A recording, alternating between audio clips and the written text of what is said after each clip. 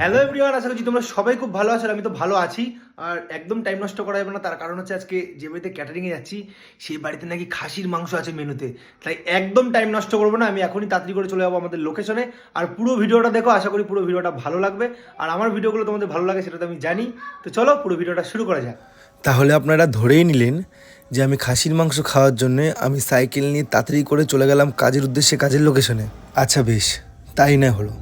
তো চলুন আজকে তাহলে কাজটা শুরু করা যাক। প্রথমত ওখানে আমি পৌঁছে গিয়ে দেখলাম আমাদের যা যা কাজ সমস্ত কাজগুলোই এগিয়ে রেখেছিল আমার বাকি বন্ধুরা, তাই আমাকে আজকে বেশি কষ্ট করতে হয়নি। তারপরে নিচ থেকে সমস্ত জলের বোতলগুলো এক এক করে ওপরে তুললাম এবং তারপরে যেহেতু প্রত্যেকটা কাজে আসলে এক এক রকমের পোশাক পরতে হয়, তাই আমি পোশাকটা চেঞ্জ করে নিলাম।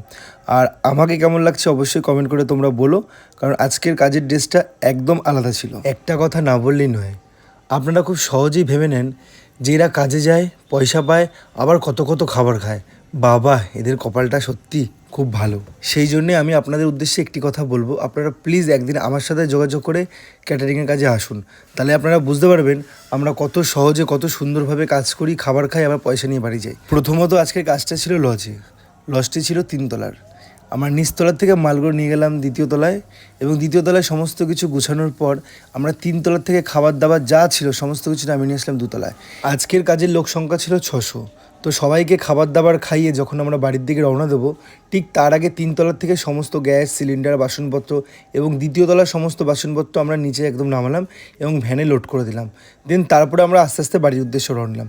এবার আপনি বলুন তো, সবাইকে খাবার খাইয়ে 3 তলার থেকে 2 তলা থেকে মাল নামিয়ে 300 টাকা নেওয়াটা কি সত্যি ঠিকঠাক ছিল? পারিশ্রমিক এসব বিষয় যাব না। আপনাদের মতামত হচ্ছে এত খাবার তোমরা খাও কী করে?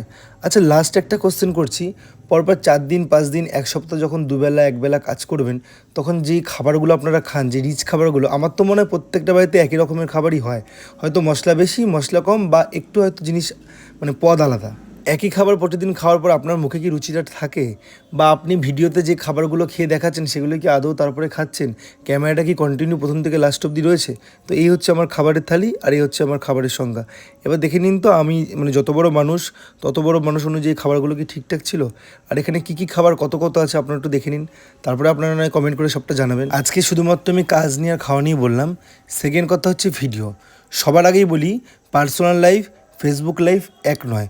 অতএব আমি ফেসবুকে যে ধরনের কন্টেন্ট ভিডিও করি তার সাথে আমার 300 টাকা রোজগারের জন্যে যে ক্যাটারিংয়ের কাজে যাচ্ছি, দুটো এক নয়। তাই আপনারা দুটোকে একসাথে গুলাবেন না, এবং ছোটো লোক বা অশিক্ষিতর মতন একে ওকে ঠেলা দিয়ে বলবেন না ওই দেখ রাহুল। একটা বাড়িতে এত মানুষের ভিড়, এত অতিথি, সেখানকার পুরো দায়িত্ব কিন্তু আমাদের উপর দেওয়া থাকে।